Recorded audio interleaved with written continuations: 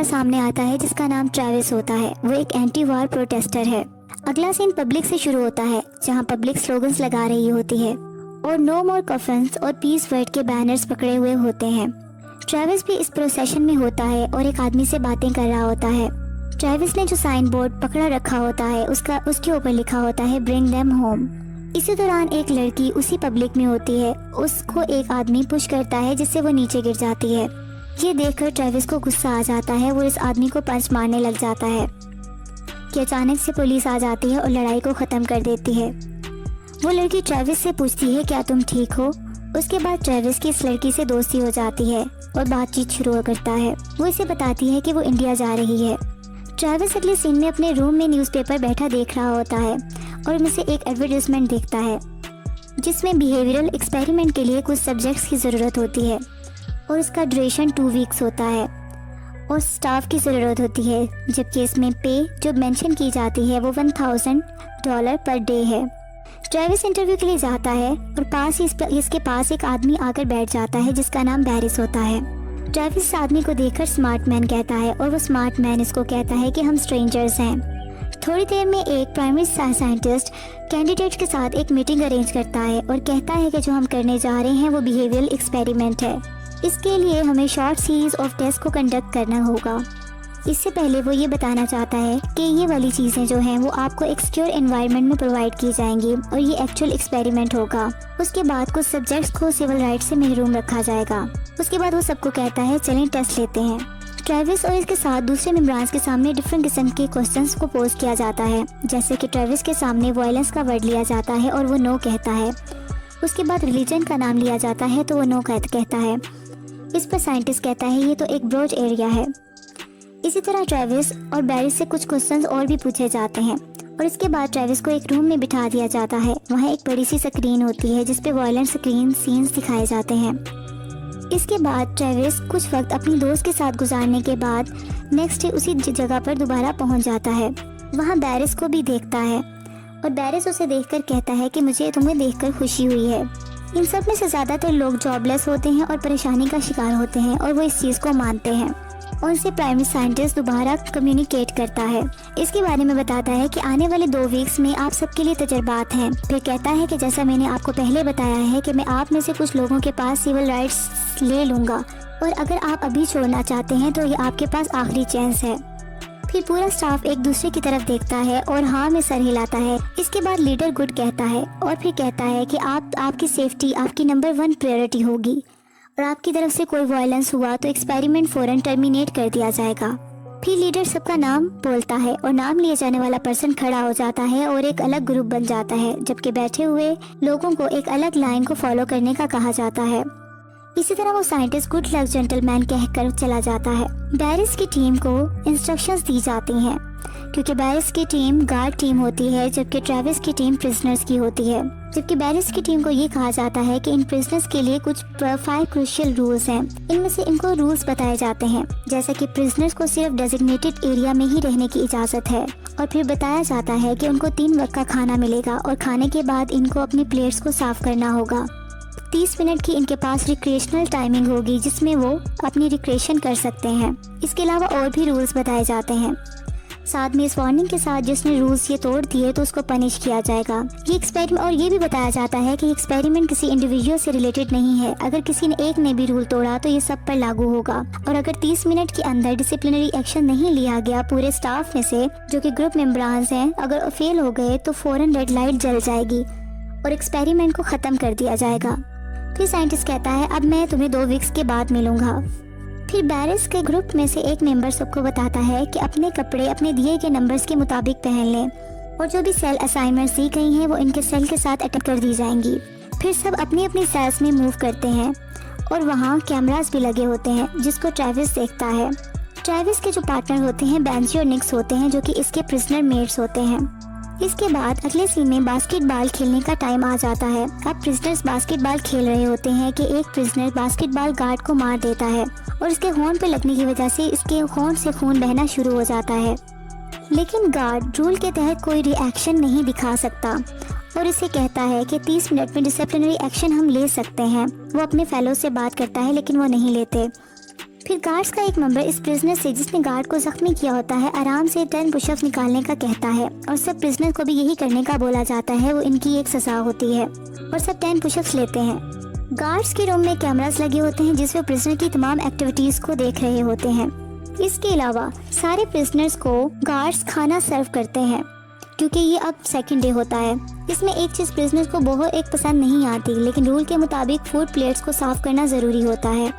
Travis अपने कुछ prisoners के साथ अपनी प्लेट साफ नहीं करता और गार्ड्स को जब फोर्स करता है तो वो अपनी प्लेट को गार्ड के हाथ पर उलट देता है और कहता है कि ये देखो मैंने प्लेट को साफ कर दिया। गार्ड का लीडर आवाज़ लगाता है कि इन्हें और पुशअप करने होंगे। इस पर एक प्रिजनर एक खाने वाली चीज़ उठाकर उसके मुंह पर मार देता है, जिससे कहता है कि ये लो, ये कर दिया मैंने पुश। जब वही गार्ड इन पर एक चीज़ खाने वाली मारता है तो सारे प्रिजनर सारी चीज़ें उठाकर उन पर फेंकना शुरू कर देते हैं, जिससे गार्ड्स भाग जाते हैं और प्रिजनर जोर से आवाज़ लगाते हैं कि ये हमारा घर है और फिर खुश हो जाते हैं। अगले सीन में सारे गार्ड्स आपस में रूल्स की बातें कर रहे होते हैं। इसके बाद बैरिस एक प्लानिंग करता है कि हमें प्रिजनर्स को ह्यूमिलेट करना होगा क्योंकि उन्होंने ऐसा किया। ये कहकर वो प्रिजनर्स के सेल में एक फायर एक्सटिंग्विशर स्प्रे कर देता है और फिर ट्रेविस को बैरिस हैंडकफ से प्रिजनर सेल से एक डोर के साथ लॉक कर देता है क्योंकि उसने ट्रेविस से बदला लेना होता है। ट्रेविस के बोलने पर बैरिस इसे शट अप बोलता है, फिर ऊंची आवाज़ में कहता है कि कोई ऐसा इंसिडेंट दोबारा नहीं होना चाहिए और सबको समझा देता है। फिर जोर से आवाज़ लगाता है क्या सब समझ गए हैं, तो सब यस सर की जवाब देते हैं। फिर बैरिस मिरर के सामने जाता है और अपने आप को देखकर मुस्कुराता है। दूसरी तरफ ट्रेविस परेशान और गुस्से की हालत में होता है। अब प्रिजनर की आवाज़ आती है। अब इसको प्रिजनर की आवाज़ आती है जो कि इसका प्रिजनर मेट होता है कि वो कहता है कि मेरा ब्लड शुगर लो हो गया है। जब वो गार्ड्स को ये बताता है तो गार्ड्स इसे चुप रहने का बोलते हैं। ट्रायल के तीसरे दिन बैरिस सब प्रिजनर से कम्युनिकेट करता है और कहता है कि अब 11 दिन रह गए हैं, हमें ऐसा एक्ट करना चाहिए कि हर कोई खुशी खुशी अपने घर जाए। फिर पूछता है कि प्रिजनर नंबर 61 कहाँ है। जब बैरिस अंदर दूसरे गार्ड के साथ जाता है तो वो प्रिजनर्स बीमार होता है जिसका नाम बेंजी होता है और अपने बिस्तर पर लेटा हुआ होता है। बैरिस इसे उठने का कहता है लेकिन ट्रेविस इसकी हमायत कर देता है और इसकी बीमारी का बताता है, लेकिन गार्ड ये नहीं समझता और कहता है कि रूल्स होते हैं। ट्रेविस कहता है कि अगर कुछ ऐसा हुआ तो एक्सपेरिमेंट ओवर हो जाएगा अगर हमने एक दूसरे को हार्म पहुंचाया। फिर गार्ड आवाज़ लगाता है कि अपने सेल्स में दोबारा वापस चले जाएं और सबको बंद कर दिया जाता है। अब ट्रेविस बहुत परेशानी की हालत में सेल के साथ लॉक्ड होता है और उसको अपनी दोस्त को इमेजिन करने लगता है। फिर अपने प्रिजनर मेट से भी बात करता है। दूसरी तरफ गार्ड्स बात कर रहे होते हैं कि अगर कोई हर्ट हुआ तो एक्सपेरिमेंट ओवर हो जाएगा और हमें पे भी नहीं किया जाएगा, इसलिए बेहतर है कि दूसरे तरीके से इस चीज़ को रिजॉल्व किया जाए। इसी तरह बैरिस एक और प्लानिंग करता है। वो चुपके से ट्रेविस से बदला लेने के लिए रात के वक्त उसको सेल से निकलवा लेता है और एक जगह पर जाकर कुर्सी से बंधवा देता है। फिर इसके बाद शेविंग मशीन से इसके हेड की शेव कर देता है और उससे बदला लेता है। फिर इसकी कुर्सी पर जोर से हिट करता है जिससे ट्रेविस दूर जा गिरता है। ट्रेविस को बहुत ज़्यादा डिसऑनर किया जाता है। जब ट्रेविस अपनी सेल में वापस आता है उससे पूछा जाता है कि उसके साथ क्या हुआ, लेकिन वो खामोश रहता है। बेंजी जो था, वो जो बीमार था, उसको ट्रीट नहीं करवाया जाता और ना ही खाने के लिए दिया जाता है क्योंकि वो अपने बिस्तर से नहीं उठ सकता। ट्रेविस चुपके से ब्रेड को स्टील करता है और उसके पास ले जाकर उसको खाने के लिए दे देता है। रात का वक्त होता है कि गार्ड में से एक मेंबर जो कि इनजस्टिस होता हुआ नहीं देख पा रहा होता, वो ट्रेविस की मदद के लिए आता है। ट्रेविस उससे रिक्वेस्ट करता है कि वो बेंजी का बैग ला दे, उसमें से इंजेक्शन और इंसुलिन ला दे और अगर उसे चाहिए तो वो उसको पैसे भी दे देगा, लेकिन वो गार्ड पैसे लेने से इनकार कर देता है और चुपके से उस रूम में जाता है जहाँ बैग्स रखे होते हैं। वहाँ जाकर बेंजी के बैग को ढूंढता है और वहाँ से इंसुलिन और इंजेक्शन लेकर निकलता है। जबकि दूसरी तरफ बैरिस कैमरास के थ्रू सब कुछ देख रहा होता है। जल्दी से अपने उसी गार्ड के पास पहुंच जाता है जो ट्रेविस की मदद कर रहा होता है। उसको डरा धमकाकर पूछ लेता है कि उसे ऐसा करने पर किसने बोला और वो सब कुछ बता देता है। इसी तरह बैरिस इंसुलिन और इंजेक्शन लेकर खुद सेल में जाता है और बेंजी के बिस्तर पर रख देता है और ट्रेविस को घूर कर देखता है। नेक्स्ट सीन में ट्रेविस को बैरिस लीडर के पास लाया जाता है। फिर ट्रेविस को वायोलेट करने पर टॉयलेट साफ करने का कहा जाता है। ट्रेविस नहीं मानता और इसे मजबूर किया जाता है कि वो कहे कि I am a prisoner. Travis इसकी बात नहीं मानता और बाहर में जाओ बोलता है। ट्रेविस को सजा के तौर पर इसका मुंह टॉयलेट में डाल दिया जाता है और उसके ऊपर पानी छोड़ दिया जाता है। लेकिन ट्रेविस ये सब सहने के बाद भी बैरिस को कहता है कि तुम जहन्नुम में जाओ। लेकिन एक बार आखिर में आकर ट्रेविस हार मान जाता है और कह देता है कि I am a prisoner. Next scene में ट्रेविस को रोते हुए दिखाया जाता है और वो बहुत बेबसी की हालत में होता है। कैमरे से हर चीज़ कैप्चर की जा रही होती है।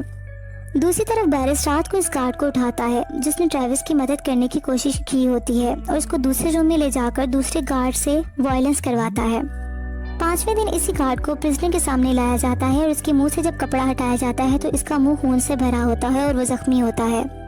बैरिस इसको प्रिजनर नंबर 76 का नाम देता है। ट्रेविस सब सुन रहा होता है और अपनी शर्ट उतारकर गुस्से से जमीन पर फेंक देता है और इस तरह ट्रेविस को देखा देखी सारे इसके प्रिजनर्स अपनी शर्ट्स को नीचे फेंक देते हैं।